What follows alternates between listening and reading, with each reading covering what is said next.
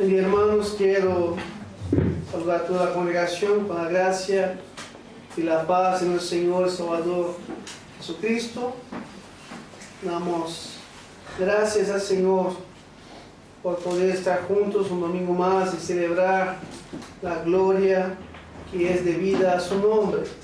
Damos gracias a Dios también por los que nos visitan, a Roberto y a Mabel, que están con nosotros, y a Juan y a Adriana también, que el Señor les bendiga y que puedan sentirse a gusto entre nosotros. Después del culto, los hermanos pueden saludar a ellos y darles la bienvenida. Les invito a que abran sus Biblias en el libro del profeta Habacuc. Nosotros estamos en nuestra serie del profeta Habacuc y ahora vamos al capítulo 3. Hay solamente 3 capítulos en este libro, así que empezamos a terminar, o vamos culminando con nuestra serie en el libro del profeta Habacuc. No lo vamos a terminar hoy. Hay 3 lecciones que quisiera compartir con los hermanos en este último capítulo, pero se hizo largo, entonces hoy vamos a mirar solo la primera de ellas. Si no, los hermanos tenían que estar por lo menos 2 horas dispuestos a escuchar esta mañana, pero para no cansar a los hermanos y para que podamos disfrutar mejor, vamos a mirar esta mañana solamente la primera de ellas. Capítulo 3 del libro del profeta Habacuc, versículo 1 hasta versículo 19. Vamos a hacer una lectura participativa. Yo voy a leer versículo 1. Les invito a que puedan leer los demás versículos hasta versículo 19. Capítulo 3 del 1 al 19 dice así, versículo 1. Oración del profeta Habacuc en tono de Sigionot. Señor, he sabido de tu fama. Tus obras, Señor, me dejan pasmado. Realízalas de nuevo en nuestros días. Dalas a conocer en nuestro tiempo. En tu ira ten presente tu misericordia. Dios viene de Temán. El santo viene del monte de Parán. Su gloria cubre los cielos, la tierra se llena de su alabanza. Y el resplandor fue como la luz. Rayos brillantes salían de su mano. Y allí estaba escondido su poder. Delante de él va la pestilencia, y la plaga sigue sus pasos. Se levantó y midió la tierra, miró e hizo temblar las gentes. Los montes antiguos fueron desmenuzados, los collados antiguos se humillaron, sus caminos son eternos. He visto sufrimiento en las tiendas de Cusán, y angustia en las tiendas de Madián. ¿Airóse Jehová contra los ríos fue tu enojo? Tu ira contra la mar, cuando subiste sobre tus caballos y sobre tus carros de salud. Se descubrió enteramente tu arco, los juramentos a las tribus fueron palabras seguras. Hendiste la tierra con ríos. Te vieron y tuvieron temor los montes. Pasó la inundación de las aguas, el abismo dio su voz, a lo alto alzó sus manos.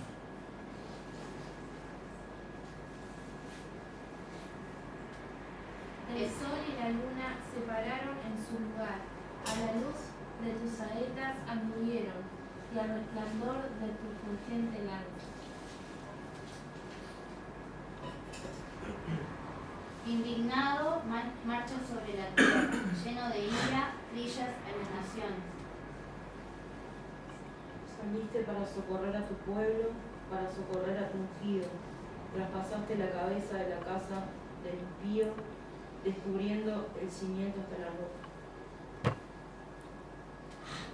Horadaste con sus báculos las cabezas de sus villas, que como tempestad acometieron para derramarte. Su orgullo era como para devorar al pobre encubiertamente. Pasaste por el mar con tu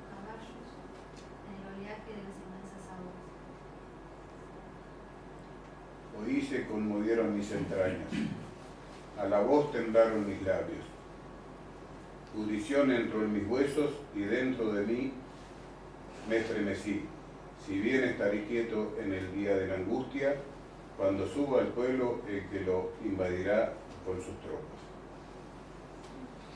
Aunque la higuera no florezca, ni en las vides haya frutos, que falte el producto del olivo, y los labrados no den mantenimiento, y las ovejas sean quitadas de la majada, y no haya vacas en los corrales. Con todo, yo me alegraré en Jehová y me gozaré en el Dios de mi salvación. Jehová es el Señor, es mi fortaleza, el cual hace mis pies como de ciervos, y en mis alturas me hace andar. Y vamos a orar. Padre, hemos sido exhortados esta mañana para humillarnos delante de ti. Venimos, Señor, en esta mañana, en nuestros corazones, Dios, reconociendo que nada somos, que delante de ti, Señor, no merecemos nada de tus manos.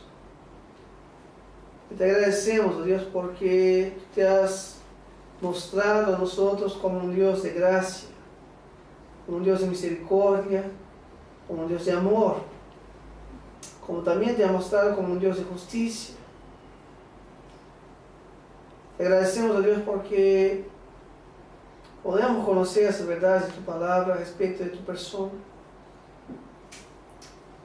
Y reconocemos, Dios, que frente a tu grandeza tenemos que humillarnos, adorarte, conociendo, Dios, de que nuestras vidas tienen que estar sometidas a ti, Dios, para que tú nos gobiernes, para que tú nos conduzcas, Dios, en nuestro caminar, y para que nuestro caminar sea agradable a ti, Señor. Te pedimos en esta mañana, Dios, una vez más, que tu Espíritu Santo nos asista con gracia, iluminando nuestro entendimiento para que la palabra compartida, Dios, sea de provecho para nosotros, para nuestra edificación, para nuestro crecimiento, que sea para nuestra vida de adoración y servicio a ti, Señor. Oramos a Dios que podamos aprender más de ti en esta mañana, Señor, y que seamos desafiados a vivir para la alabanza de tu nombre. Es lo que te pedimos, oh Dios, en el nombre de Jesús. Entonces es el penúltimo sermón que tenemos en la serie del profeta Habacuc, donde hemos intitulado la serie como Cuando Dios parece injusto. En esta mañana el título del sermón del capítulo 3 es Jehová el Señor es mi fortaleza. Nosotros hemos visto este libro que tiene enseñanzas de gran importancia para la vida del creyente. Y lo lindo de esta mañana, no sé si han dado cuenta, hemos terminado de leer el libro de Habacuc. Si no han leído ningún libro, hasta ahora este año han terminado de leer por lo menos un libro de la Biblia. Pero ese libro es un libro de gran importancia. Hay versículos presentes en ese libro, como es el capítulo 2, versículo 4, que tiene gran significado para la vida del creyente, para la vida de la historia de los siervos de Dios, de la historia de la iglesia. Como también los versículos que hemos leído en el capítulo 3, 16 hasta el 19, son versículos conocidos y que nos gusta mencionarlos. Pero es un libro de gran importancia y que trae lecciones prácticas para nuestras vidas. El título, Cuando Dios parece injusto, está relacionado a la experiencia que tuvo el profeta en sus días. Cuando el profeta mira las circunstancias en que estaba viviendo, cómo estaba viviendo su pueblo, cómo estaba viviendo las naciones, el profeta cuestiona a Dios, ¿hasta cuándo Él permitiría todo eso? ¿Y por qué Dios permitía que todas estas cosas estuvieran sucediendo? O sea, el profeta, delante de todo lo que estaba viviendo, tiene la impresión de que hay injusticia en Dios, de que Dios no actúa, de que Dios no hace las cosas que debería estar haciendo. Y nosotros también podemos tener ese mismo tipo de sentimiento. Si nosotros miramos a las circunstancias en las cuales vivimos, miramos una iglesia que muchas veces no está viviendo en santidad, miramos una iglesia que no está cumpliendo con sus deberes, miramos que hay a veces tantos pecados en la iglesia cuanto hay en el mundo. Y cuando miramos al mundo, desesperanza, corrupción, miramos y vemos injusticia, y vemos que los más necesitados siguen padeciendo, y podemos cuestionarnos también, si Dios existe, ¿por qué todo eso? ¿No hará justicia a Dios? Podemos tener ese mismo tipo de sentimiento que tuvo el profeta si nosotros no aprendemos las lecciones que aprendió el profeta. Encontramos que al principio del libro el profeta estaba en crisis, lleno de cuestionamientos. Él hace varias preguntas al Señor en el capítulo 1. ¿Hasta cuándo, Señor? ¿Por qué la injusticia prevalece? ¿Por qué me hace ver iniquidad? ¿Por qué no se cumple la ley? ¿Por qué mira con agrado a los que proceden perfectamente? ¿Vaciará pues su gente? Hay varios cuestionamientos en la mente del profeta delante de las circunstancias que está viviendo. Pero ahora, cuando llegamos al capítulo 3, encontramos a un hombre que se siente fortalecido en Dios. Él termina diciendo: Jehová, el Señor Dios, es mi fortaleza. Y él expresa esta fortaleza, lo expresa este aprendizaje que tuvo con Dios a través de una oración que es cantada, es una oración de adoración. Por eso comienza diciendo el versículo 1, capítulo 3, oración de Habacuc, el profeta, en tono de sigionote. Por lo tanto, la conclusión del libro muestra cómo un creyente puede pasar de un tiempo de crisis para un tiempo de estabilidad. Cómo puede pasar de un tiempo de debilidad para un tiempo de fortaleza, al punto de cantar alabanzas al Señor. Habacuc comienza su diálogo con Dios en un valle profundo, pero termina con los pies firmes como las siervas en las alturas. Versículo 19 dice: Él ha hecho mis pies como de las siervas, por las alturas me hace caminar. El profeta pasa de los cuestionamientos a la fe. Él aprendió que el justo vivirá por la fe. Él pasa de la confusión a la convicción. De un corazón angustiado, él pasa ahora a un corazón lleno de exultación por la gloria de Dios. Él aprendió en el versículo 14, capítulo 2, que toda la tierra se llenará de conocimiento de la gloria del Señor, como las aguas cubren el mar. Hay un cambio en el contenido del libro. Hay un cambio en el corazón del profeta. De la angustia, de la desesperación, él ahora pasa a caminar por fe. Él pasa a caminar con gozo y alegría en el Señor. Ahora el profeta puede mirar las circunstancias con los ojos de la fe. Él tuvo su mirada, él tuvo sus ojos transformados por el Señor. Y por eso él escribe un lindo salmo que ha sido cantado por el pueblo de Dios en el templo. El capítulo 3 es un salmo, es un cántico que expresa que Dios tiene el control sobre todas las cosas y que Dios da a conocer sus obras en medio de los años.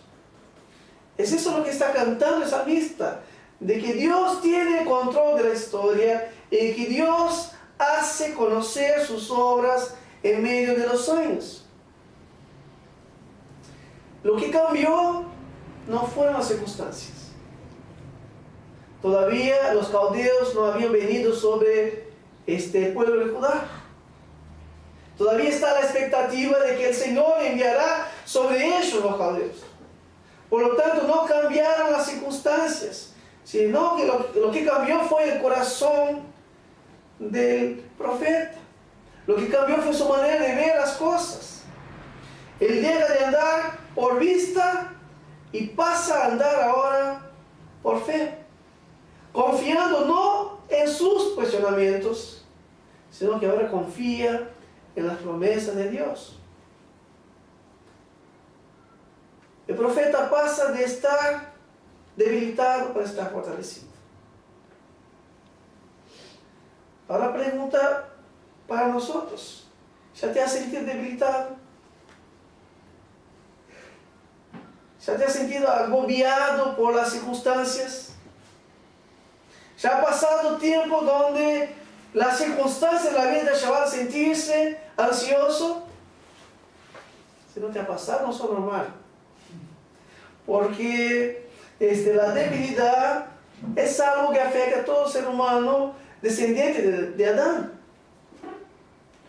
Todos los que venimos de Adán pasamos por las más distintas formas de debilidades. Nosotros tenemos debilidades físicas, nos cansamos, se nos termina el vigor, nos enfermamos, somos débiles. La debilidad se manifiesta en nuestro físico, pero también además de la debilidad física tenemos debilidades morales. Luchamos con malos pensamientos. Tenemos malas actitudes. Hacemos uso de vocabularios indecorosos. Tenemos debilidades morales. Tenemos también debilidades emocionales. Nos desanimamos. Hay días como que parece que no tenemos ánimo ni siquiera para levantarse de la cama. Nos sentimos abrumados, agobiados, nos sentimos inseguros, nos sentimos ansiosos. Debilidades que se manifiestan en el alma. También tenemos debilidades espirituales. Cuando miramos a nuestra vida con Dios, nos damos cuenta que no somos constantes en nuestras oraciones. No somos constantes en nuestra lectura de la palabra de Dios. No siempre confiamos en las promesas de Dios. No siempre estamos comprometidos con el servicio a Dios. Porque luchamos con debilidades en nuestra vida espiritual. Y eso nos muestra que tenemos una profunda necesidad de ser fortalecidos. Nuestra experiencia de vida nos enseña eso, de que somos débiles y porque somos débiles necesitamos ser fortalecidos. Y la palabra de Dios enseña constantemente esta verdad. El apóstol Pablo escribe a los cristianos diciendo: por los demás, hermanos míos, que fortaleceos en el Señor, en el poder de su fuerza. Pablo dice: hermano, ¿por qué ustedes son débiles?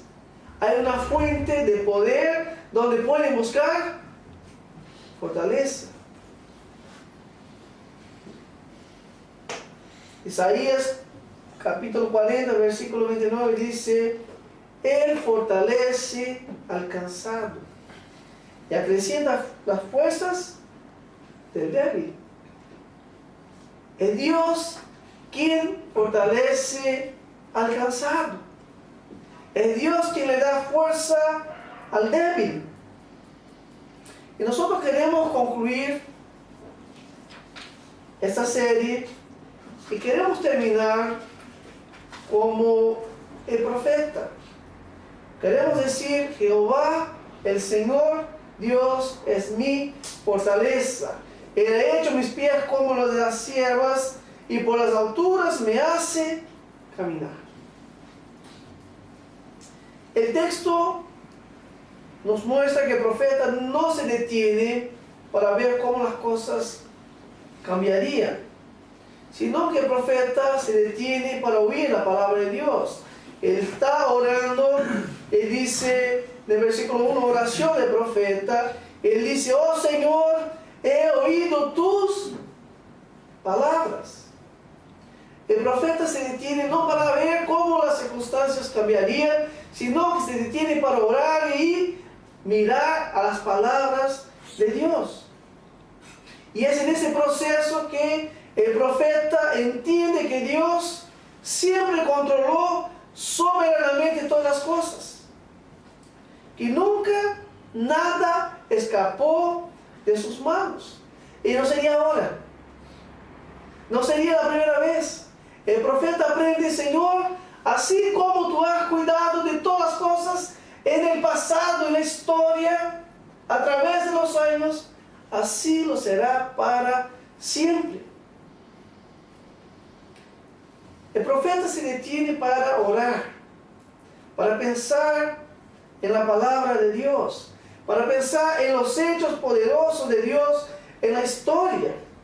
Y tras este ejercicio de orar y de mirar la palabra de Dios, él culmina con el corazón lleno de fortaleza y alabanza.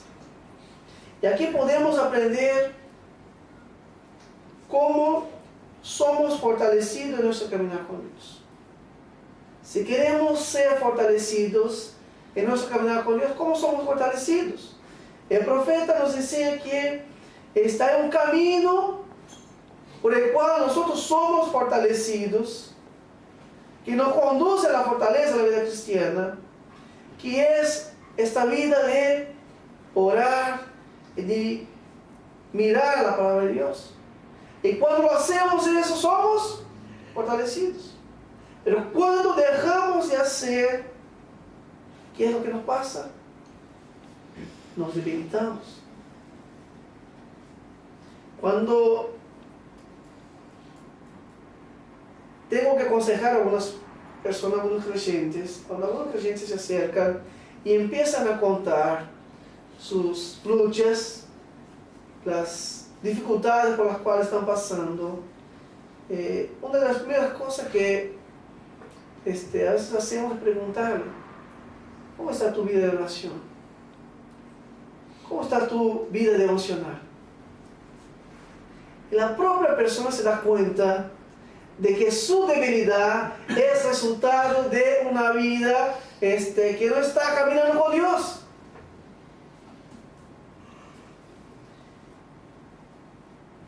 Y en ese libro, la lección final es que aquel que piensa que está en lo alto será abatido. El profeta dijo en el capítulo 2, versículo 4, he aquí el orgulloso, en él su alma no es recta, que Dios abaterá el orgulloso, el soberbio. Y en ese libro el profeta aprendió eso, que Dios abaterá el soberbio, el orgulloso, pero aquel que reconoce su debilidad, el que busca su fortaleza en Dios, será llevado a tener los pies firmes en las alturas y verá que la tierra se llenará de conocimiento de la gloria de Dios. ¿Qué lecciones podemos aprender con el profeta en la conclusión del libro? Hay 3 lecciones que podemos aprender y que serán de gran fortaleza para nuestra perseverancia en la vida de fe. Y en esta mañana vamos a hablar solamente la primera, que es orar y pensar en la obra de Dios. Las 2 siguientes las dejaremos para el otro domingo, porque no nos dará el tiempo. Primera lección, para que seamos fortalecidos, para que podamos decir como el profeta, Jehová el Dios es mi fortaleza. La primera lección es, ore y piense en la obra de Dios. Eso es lo que está en el versículo 1 y 2. Eso es lo que encontramos. Pero antes de pensar y reflexionar lo que está diciendo el profeta, vamos a aclarar algunos detalles importantes en el texto. El texto es un salmo. Es un salmo que no está en el Salterio, porque es parte del libro del profeta. Pero es un salmo, por causa de su estructura, es escrito en forma poética, y también hay expresiones que son expresiones peculiares de un salmo. Por ejemplo, hay 2 palabritas que están en este salmo, que son palabras que pertenecen a este estilo literario. En el versículo 1 encontramos Sigionot.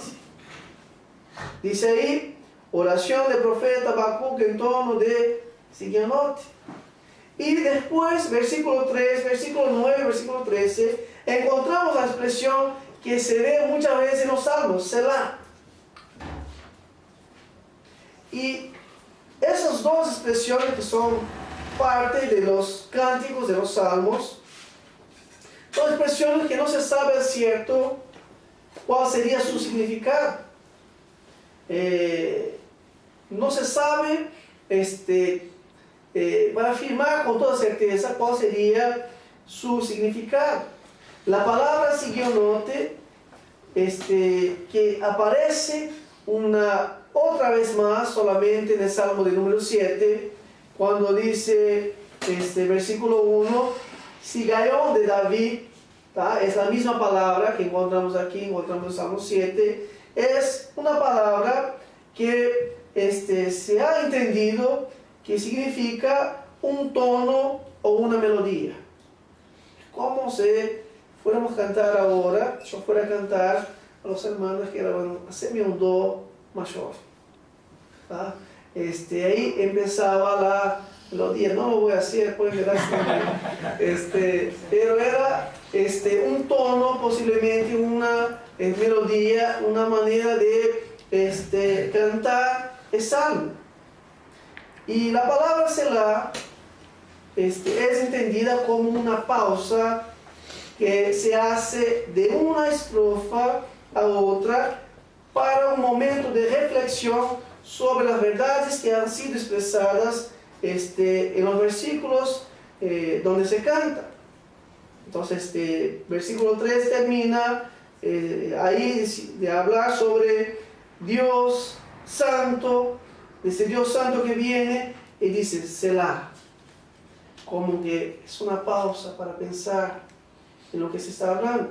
Y eso se repite de una manera muy común en los salmos, como lo vemos por 3 veces también en el capítulo 3 del profeta Habacuc. Bien, habiendo aclarado esto, vamos entonces a mirar a lo que el profeta viene diciendo y qué es lo que podemos aprender con esta primera lección de orar y pensar en la obras de Dios. El profeta Habacuc aprendió que la solución para lo que estaba pasando no estaba en las manos de los hombres.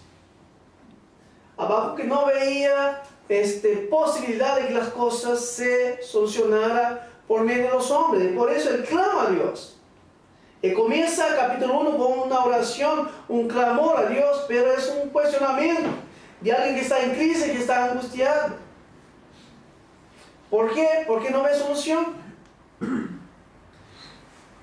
Y Habacuc tuvo que aprender que la solución no está en las manos de los hombres. La solución está en las manos de Dios. Es Dios quien nos guía con su palabra en las circunstancias más difíciles que vivimos. Habacuc aprende que cuando se agotan los recursos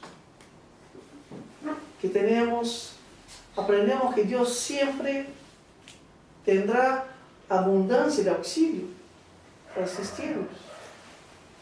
Aprendemos con el profeta que la fe, el justo vivirá por la fe, que la fe no es un escape de los problemas, sino que la fe es la manera sabia de buscar fortaleza para afrontar los problemas. El profeta comienza a experimentar fortaleza cuando él habla con Dios, él ora, y cuando él escucha a Dios, cuando él regresa a la palabra. Él dice, he oído tus palabras. Después va a mencionar todos los hechos que Dios obró de manera poderosa en el Antiguo Testamento. Lo vamos a mirar eso a partir del otro domingo. Pero él va a pensar en las obras de Dios, en la palabra de Dios. La lectura de la Biblia y la oración son medios de gracia que se enseña a los niños en la escuelita. Enseñamos a los niños de pequeño. Hay un cántico que cantamos con ellos, dice, lee tu Biblia y hace oración si quieres crecer. El cántico dice, el que no ora y la Biblia no lee, disminuirá. Por lo tanto, son verdades que enseñamos a los niños y son verdades que se siguen enseñando hasta en los doctorados de teología. En las clases de doctorado se enseña a los pastores que ellos tienen que leer la palabra de Dios y que tienen que orar.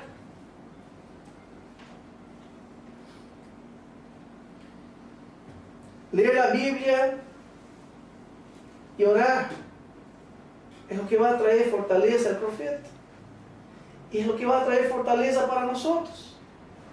La oración y la reflexión en la palabra de Dios es la mejor manera para obtener respuestas sobre las preguntas que tenemos sobre Dios y sobre el obrar de Dios. El profeta tenía preguntas, tenía cuestionamientos que son solamente solucionados cuando él ora y cuando él regresa a la palabra de Dios. Nosotros debemos buscar nuestras respuestas directamente del Señor y de su palabra. Es cierto que tenemos una cantidad sin fin de libros. Tenemos acceso a los libros, tenemos acceso a la teología, tenemos acceso a la filosofía, tenemos la ciencia, tenemos la educación avanzada, tenemos los seminarios, tenemos los pensamientos y la sabiduría de los hombres. Y todo eso puede servirnos en algún momento. Pero nada de esto puede sustituir nuestra búsqueda diaria de Dios por medio de la oración y de la lectura de la palabra de Dios.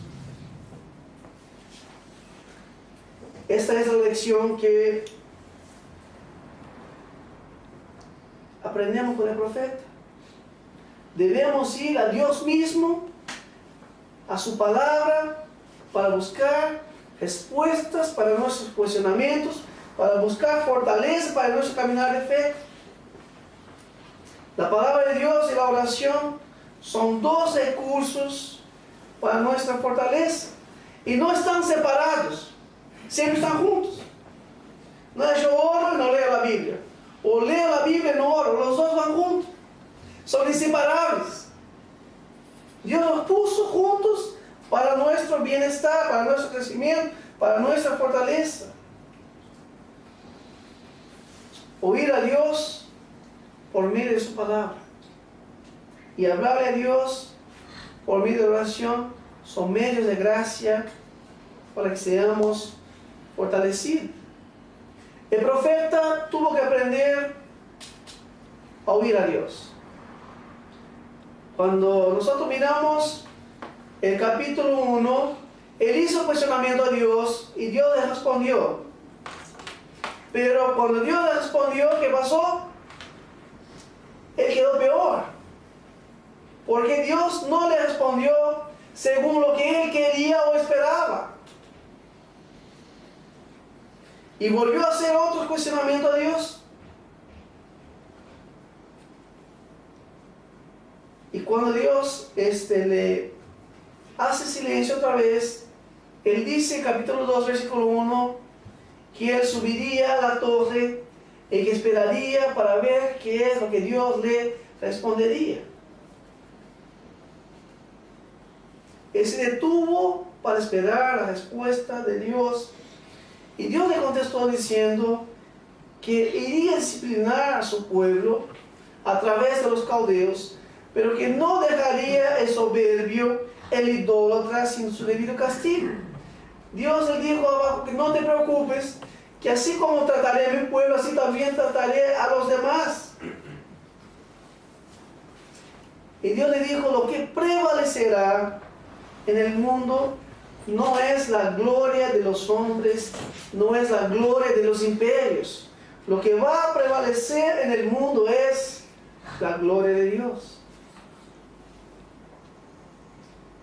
Y cuando el profeta aprende a escuchar a Dios, dice el versículo 2 de capítulo 3, oh Señor, he oído tus palabras, lo que se dice de ti. ¿Y qué es lo que le pasó? Y temí. Cuando el profeta escucha la palabra de Dios, el profeta se humilla delante de Dios. El profeta tiene una actitud de humildad, de reverencia delante de Dios. Y es por eso que ahora él comienza a exaltar a Dios en oración.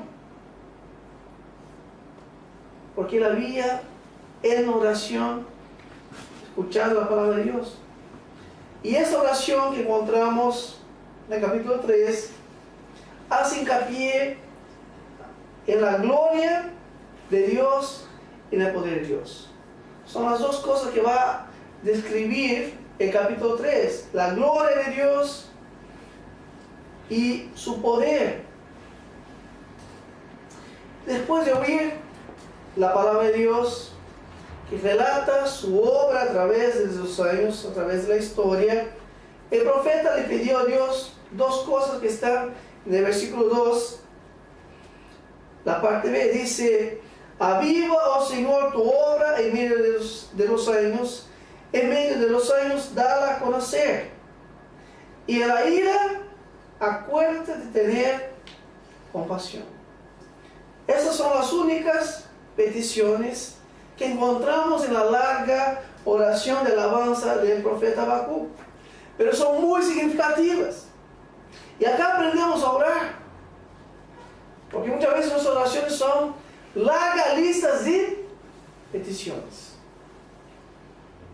Y le pedimos a Dios un montón de cosas, y estamos preocupados mucho con lo material. Estamos preocupados con el ahora.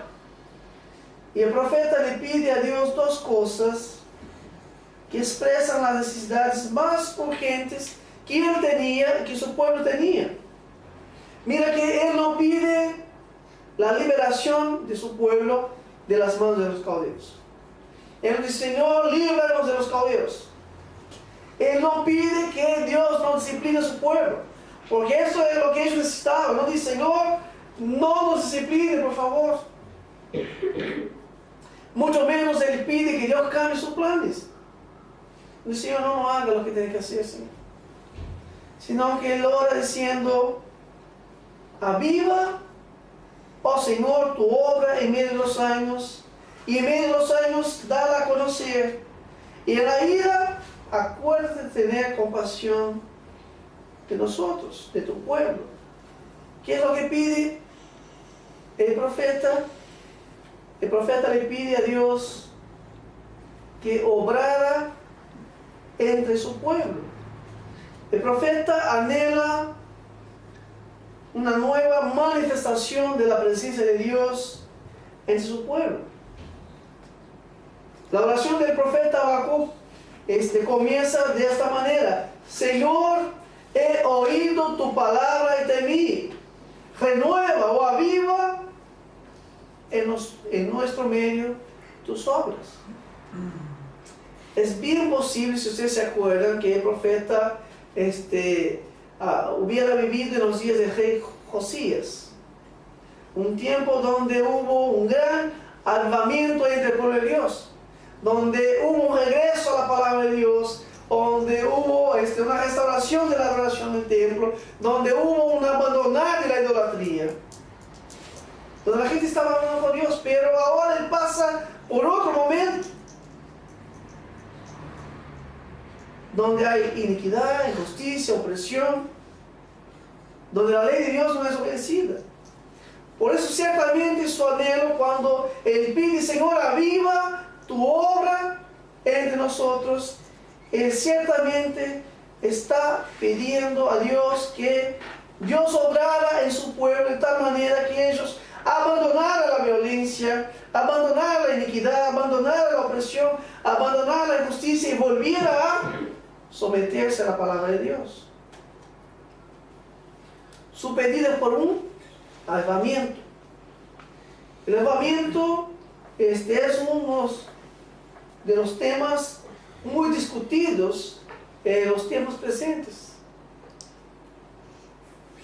Hay varios conceptos equivocados sobre el avivamiento. El avivamiento, diferente de lo que muchos piensan, es una obra de Dios. Porque el profeta dice, aviva, oh Señor, tu obra entre nosotros. Es Dios quien obra en medio de su pueblo para conducir su pueblo al arrepentimiento, a una vida de santidad y servicio. El avivamiento que procede de Dios es un profundo conocimiento de la santidad de Dios y de la miseria del hombre. Es un profundo conocimiento de la gracia merecida y del gozo del servicio. La oración del profeta revela la debilidad y la decadencia espiritual que estaba esos días, que estaba en medio de su pueblo, cuando ellos habían abandonado las cosas básicas de la fe, que era la oración, que era meditar la palabra de Dios, que era arrepentirse de sus pecados. Y cuando esto pasa, no hay crecimiento de santidad y no hay servicio a Dios. Cuando nosotros no cumplimos con nuestro deber de orar y leer la Biblia, nosotros no nos vamos a reconocer nuestros pecados. No habrá arrepentimiento, no habrá crecimiento y santidad, y consecuentemente no habrá servicio a Dios.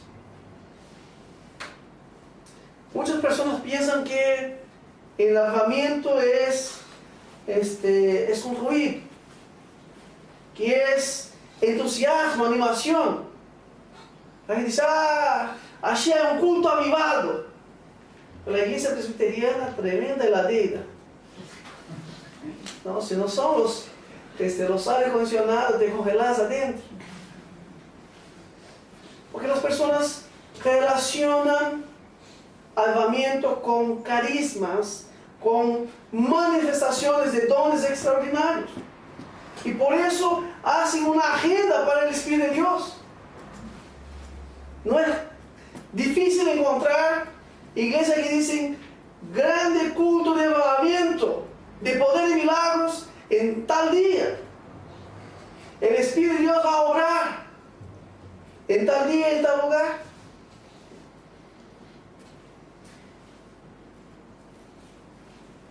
Yo pienso que el avivamiento es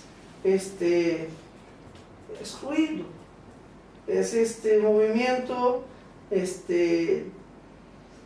donde la gente manifiesta todo lo su emocional, donde ellos generan un ambiente, donde ellos dicen que lo que pasa allí es avivamiento, que es Dios obrando. Y es de ahí que nacen las más diversas formas de herejías. La oración del profeta es que Dios avivara su obra entre ellos y entre las generaciones postreras, porque dice, aviva tu obra entre nosotros en los años. El profeta sabía que había una necesidad en el tiempo presente, pero que sería una necesidad constante en la vida del pueblo de Dios. Cuando miramos a los días de hoy, no hay lugar a dudas que necesitamos de un avivamiento de Dios en nuestros días.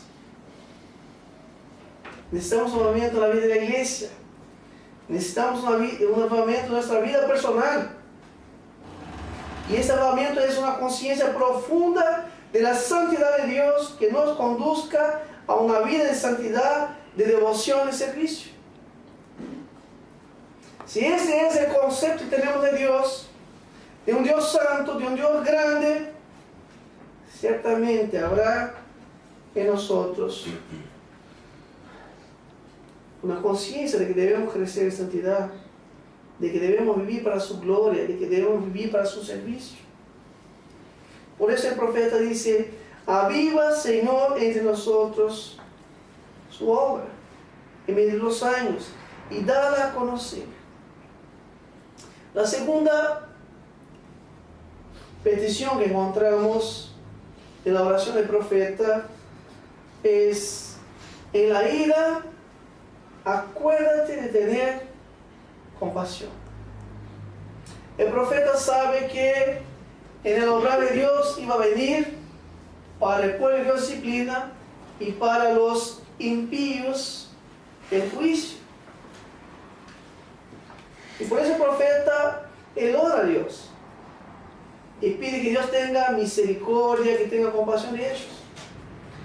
Él no tenía duda que el pueblo necesitaba disciplina y de que eso les haría bien. Por eso él no pide a Dios que les quite la disciplina, sino que él pide a Dios que en su disciplina Dios mostrara misericordia para con ellos. Lo que está diciendo el profeta, en otras palabras, es: Señor, no nos dé todo lo que merecemos, Señor, porque si no, no permanecemos.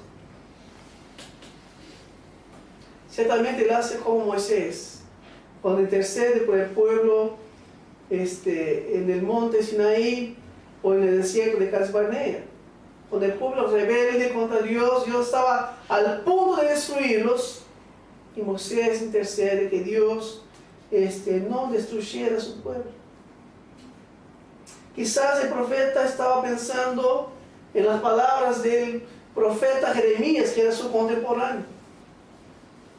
Jeremías, capítulo 10, versículo 24, dice: repréndeme, oh Señor, pero con justicia, no con tu ira, no sea que me reduzcas a nada. O podemos pensar que hiciera referencia al Salmo 130, versículos 3 y 4, cuando el salmista dice: Señor, si tú tuvieras en cuenta las iniquidades, ¿quién, oh Señor, podría permanecer? Pero en ti hay perdón para que seas tenido. Ciertamente el profeta pensaba que la disciplina era necesaria, pero que si Dios le fuera a dar todo lo que ellos merecían, ellos no quedarían.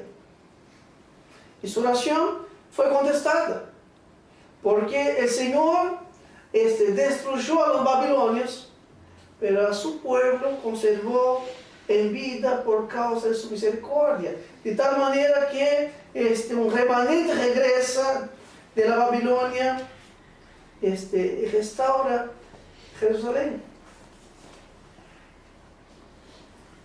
El profeta le pide al Señor: Señor, aviva tu obra en medio de nosotros. En medio de los años dala a conocer. En la ira acuérdate de tener compasión de nosotros. ¿Qué es lo que podemos aprender nosotros?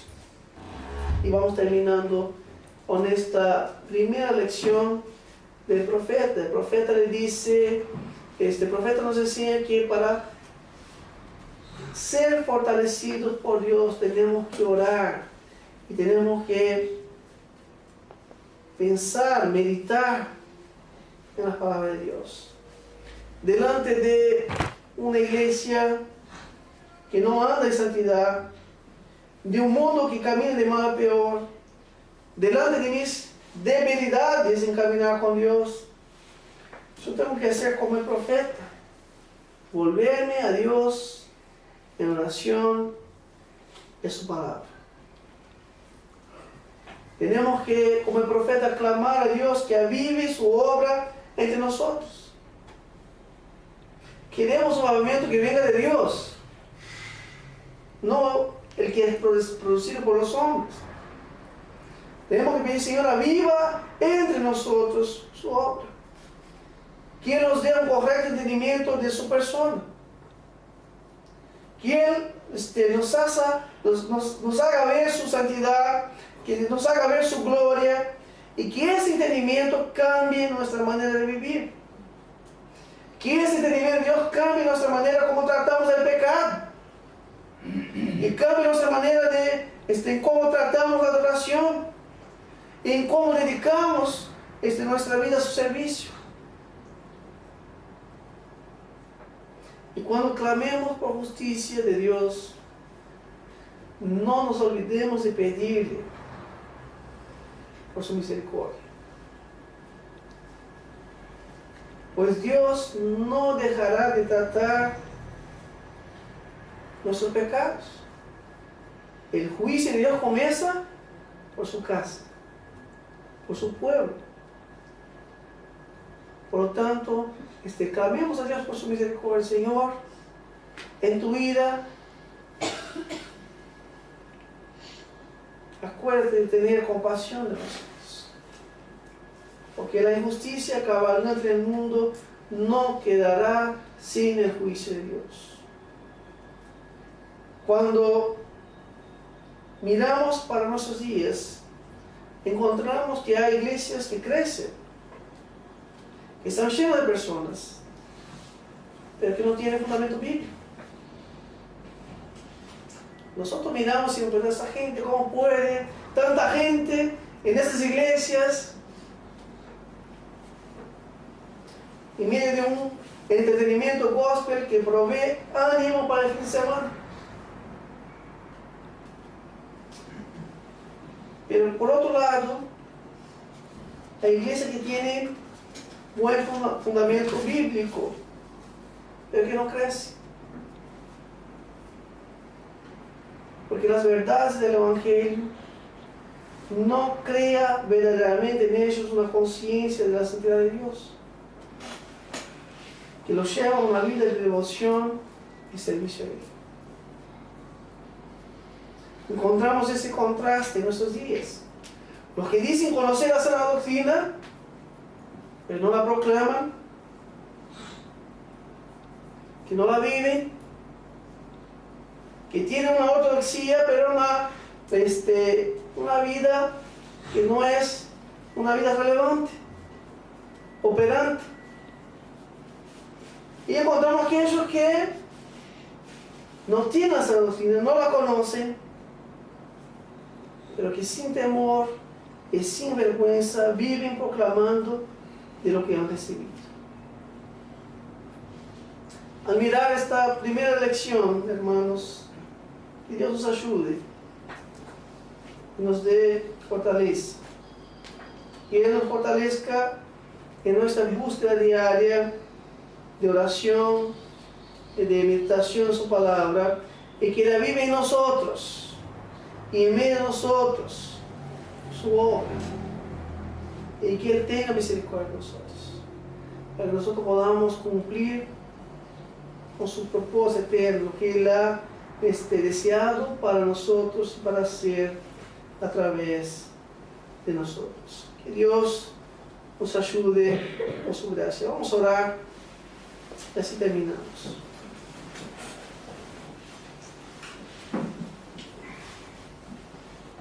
Señor, queremos esta mañana reconocer, Dios, que somos débiles. Tenemos tantas debilidades, Dios. Y que frente a las circunstancias adversas, contrarias, lo que esperamos, si nosotros no estamos andando en una vida de oración, de meditación en tu palabra, no vamos a encontrar fuerza para perseverar en esos momentos.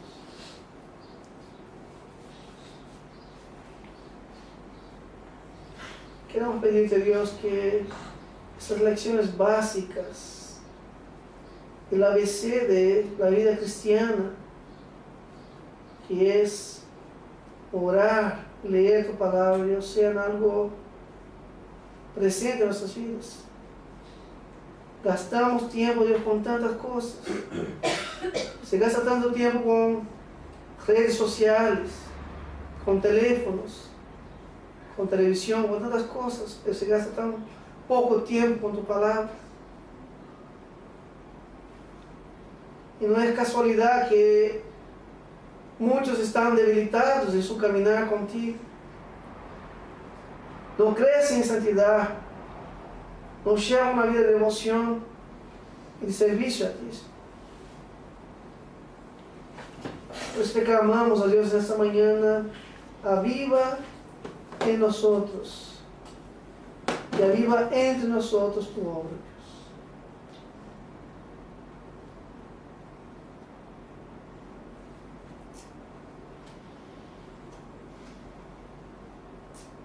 Dala a conocer en medio de nosotros,